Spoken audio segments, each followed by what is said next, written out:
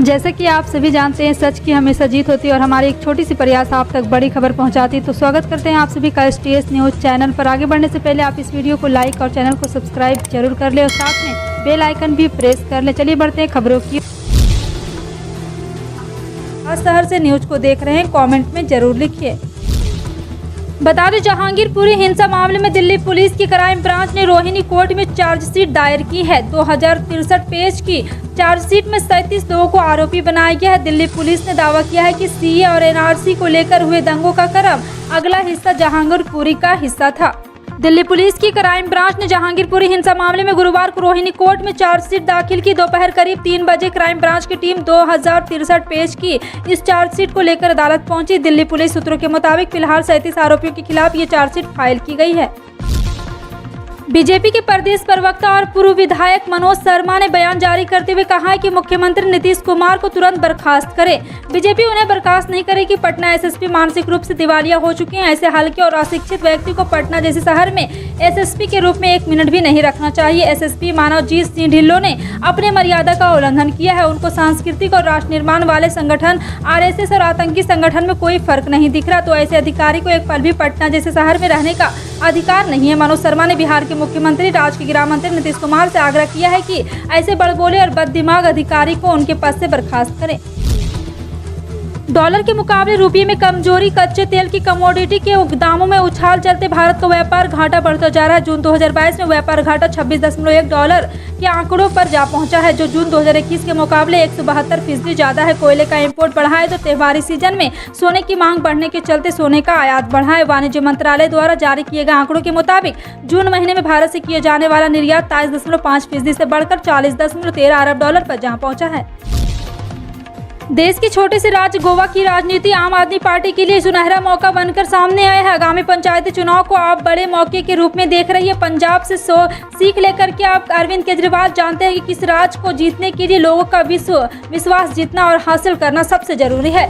इस नीति का पालन करते हुए आपने सभी प्रमुख नेताओं को हराकर पंजाब का किला फतह किया। दूसरी ओर कांग्रेस अभी भी अंतरकलह से जूझ रही है। एक रिपोर्ट सामने आई है, गोवा में कांग्रेस के करीब 8 विधायकों ने भाजपा में जाने की इच्छा जताई है। आपको लगता है कि उसके पास मुख्य विपक्ष बनने का इससे अच्छा सुनहरा मौका नहीं आएगा।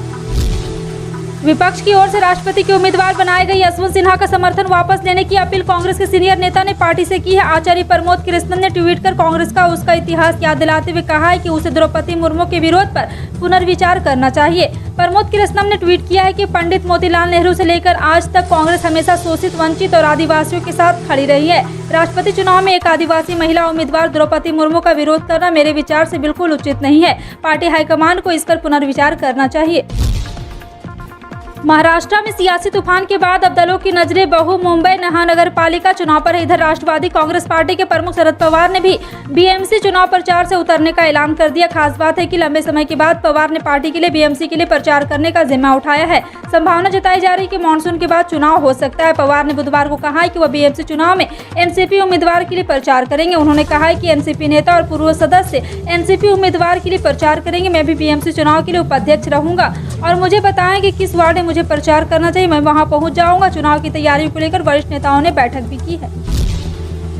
महाराष्ट्र में पेट्रोल की कीमत में ₹5 प्रति लीटर की कटौती करने का फैसला लिया गया। इसके अलावा डीजल के दाम में ₹3 लीटर की कमी होगी। CM एकनाथ शिंदे ने गुरुवार को मुंबई में अपनी सरकार के इस फैसले का ऐलान किया। CM बनने के तुरंत बाद ही एकनाथ शिंदे ने पेट्रोल डीजल के वैट में कटौती का ऐलान कर दिया है, जिस पर अब अमल किया जाएगा। आज कैबिनेट की बैठक के बाद एकनाथ शिंदे ने डिप्टी CM देवेंद्र फडणवीस के साथ मीडिया से बातचीत करके यह फैसले का ऐलान किया। उन्होंने कहा है कि इस फैसले से महाराष्ट्र सरकार के खजाने से 6,000 करोड़ रुपए का बोझ पड़ेगा। सरकार जहां एक तरफ मजदूरों को आत्मनिर्भर और स्वावलंबी बनाने के लिए नई नई योजनाएं चला रही, वहीं गोरखपुर से भारतीय जनता पार्टी सांसद भोजपुरी अभिनेता रवि किशन पर मजदूरों ने मजदूरी न देने का आरोप लगाया था। इसकी शिकायत मुख्यमंत्री योगी आदित्यनाथ से हुई तो रवि किशन ने आनन फानन से मंजूरी दे दी। दरअसल मजदूरी न मिलने के कारण मजदूरों ने उत्तर प्रदेश सरकार के जन सुनवाई पोर्टल पर शिकायत की। साथ ही साथ बुधवार को गुरु पूर्णिमा के दिन सुबह 7 बजे गोरखपुर के गोरखनाथ मंदिर पर जाकर मुख्यमंत्री योगी आदित्यनाथ से जनता दरबार के दौरान शिकायत कर प्रार्थना पत्र सौंपा। प्रार्थना पत्र में मजदूरों ने कहा, हम सभी मजदूरों के परिवार मजदूरी से चलता है। हम लोग मजदूरी करके अपना जीवन को उपार्जन चलाते हैं और बेरोजगार है। गोरखपुर के सांसद रवि किशन शुक्ला के रामगढ़ ताल में बने घर में गिरा प्रवेश का कार्यक्रम था, जिसमें उन्हें कार्यक्रम की व्यवस्था की जिम्मेदारी सौंपी गई थी। देश के कई हिस्से इन दिनों भारी बारिश से त्रस्त, कई जगहों से भूस्खलन की भी खबर सामने आने लगी है। महाराष्ट्र, उत्तराखंड, गुजरात, तेलंगाना में बारिश ने कहर जारी कर रखा है। महाराष्ट्र के मुंबई, रत्नागिरी, कोल्हापुर, रायगढ़, अमरावती, सतारा, सिंधुदुर्ग और ठाणे में बारिश भारी कहर मचा रखा है। बता दें कि गुजरात के कई इलाकों में बारिश की वजह बाढ़ जैसी स्थिति हो गई है। स्थिति को देखते हुए कॉलेज और स्कूल बंद कर दिए गए हैं और गुजरात के जूनागढ़ में भारी बारिश की चेतावनी के चलते अलर्ट भी जारी कर दिया गया है। सुप्रीम कोर्ट ने सहारा ग्रुप के प्रमुख सुब्रत राय को बड़ी राहत दी है। कोर्ट ने पटना हाई कोर्ट के उस निर्देश को रद्द कर दिया जिसके तहत सहारा प्रमुख को उसके सामने पेश होना था। सर्वोच्च न्यायालय के एक अन्य व्यक्ति की अग्रिम जमानत याचिका पर सुनवाई करते हुए यह आदेश जारी किए गए। सुप्रीम कोर्ट ने कहा है कि पटना हाई कोर्ट ने आवेदक की अग्रिम जमानत याचिका पर विचार करते हुए इस मामले के प्रासंगिक तथ्यों से संबंध न रखने वाले मामलों के बारे में भी पूछा। जनसंख्या नियंत्रण पर गर्मागर्म चर्चाओं के बीच राष्ट्रीय स्वयंसेवक संघ के प्रमुख मोहन भागवत ने कहा है कि योग्यता की उत्तरजीविता का नियम उन जानवरों पर लागू होता है जो खाते पीते और आबादी बढ़ाते हैं। जब मानव की बात आती है तो योग्यतम व्यक्ति वह है जो सबसे कमजोर को जीवित रखने में मदद करता है। भागवत ने बुधवार को देर रात जनसंख्या विस्फोट का जिक्र किए बिना कहा, सिर्फ खाना पीना और आबादी बढ़ाना यह काम तो जानवर भी करते हैं। जो मजबूत होते हैं वह इससे बचते हैं। यह जंगल का कानून है। जी हाँ, आपको बता दें कि योग्यता की उत्तरजीविता ये सच्चाई, हालांकि उन्होंने कहा कि यह नियम जानवरों के लिए लागू है, मनुष्यों के लिए नहीं।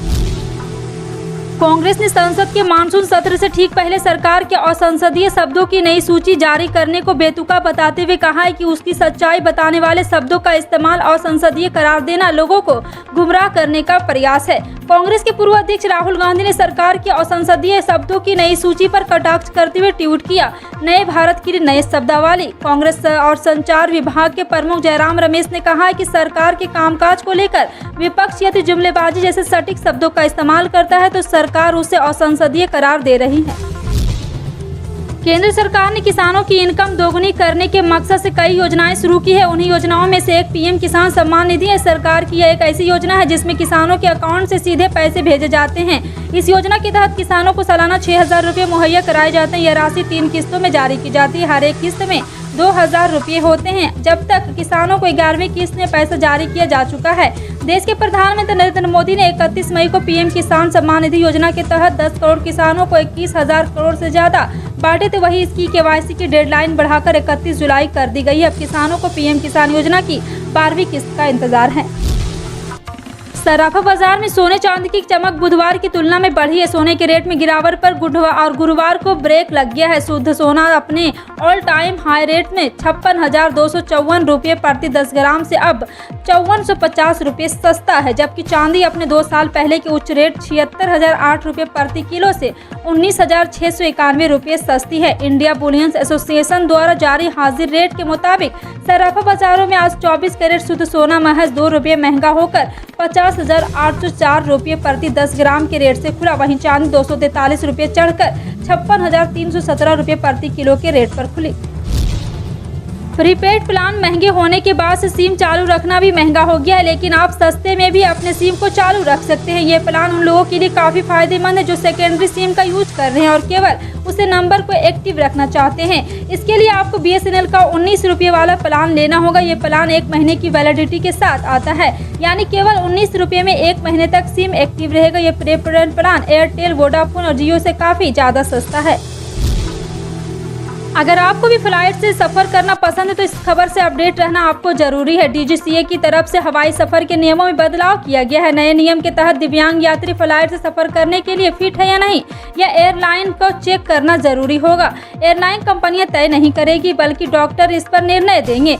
यदि डॉक्टर टेस्ट में कोई उचित कारण बताकर फ्लाइट में चढ़ने के लिए मना करते हैं, तभी उस इंसान को फ्लाइट से सफ़र करने से मना किया जाएगा।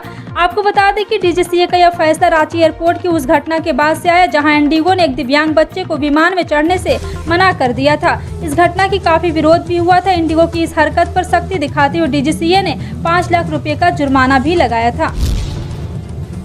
कांग्रेस ने बृहस्पतिवार को फैसला किया है कि वह संसद के आगामी मानसून सत्र के दौरान महंगाई, बेरोजगारी, सेना में भर्ती की नई अग्निपथ योजना और जनहित के कई अन्य मुद्दे दोनों सदनों में उठाएगी। पार्टी के संसद मामलों के रणनीतिक समूह की बैठक में यह फैसला किया गया। बैठक की अध्यक्षता कांग्रेस अध्यक्ष सोनिया गांधी ने की। इस बैठक में कांग्रेस के वरिष्ठ नेता मल्लिकार्जुन खड़गे, अधीर रंजन चौधरी, जयाराम और पी चंद्रम, मनिका टैगोर और कुछ अन्य नेता शामिल हुए। बैठक के बाद कांग्रेस के एक वरिष्ठ नेता ने कहा, इस वक्त सबसे बड़ा मुद्दा महंगाई का है। पेट्रोल 100 रुपये के पार हो गया, डीजल भी 100 रुपये के प्रति लीटर करीब है। घरेलू एलपीजी सिलेंडर की कीमत 1100 रुपये तक पहुंच गई। महंगाई के मुद्दे पर हम सरकार से जवाब मांगेंगे। कांग्रेस अध्यक्ष सोनिया गांधी ने कांग्रेस के वरिष्ठ नेताओं की बैठक 10 जनपद पर बुलाई है। बैठक में 18 जुलाई को होने वाले राष्ट्रपति चुनाव के अलावा कई अन्य मुद्दों पर चर्चा हो रही है। इससे पहले कांग्रेस के दिग्गज नेता आचार्य प्रमोद कृष्णम ने एनडीए की तरफ से घोषित राष्ट्रपति पद की उम्मीदवार द्रौपदी मुर्मू का समर्थन कर कांग्रेस खेमे में हलचल मचा दी है। इतना ही नहीं, प्रमोद कृष्णम ने कांग्रेस हाईकमान सोनिया गांधी को नसीहत भी दे डाली है। आचार्य प्रमोद ने कहा, कांग्रेस पार्टी ने हमेशा से ही शोषित, वंचित और आदिवासियों के लिए वकालत की है। उन्होंने कांग्रेस पार्टी के शीर्ष नेतृत्व से आग्रह किया है कि पार्टी को द्रौपदी मुर्मू का समर्थन करना चाहिए। फिलहाल आपका इन सभी खबरों पर क्या कहना है, कमेंट सेक्शन में टाइप करके जरूर बताएं। इसी तरह के पल पल की अपडेट जानने के लिए जुड़ रहे हैं आप अपने NTS न्यूज चैनल से। मिलते हैं अगली बड़ी खबर में, तब तक के लिए जय हिंद।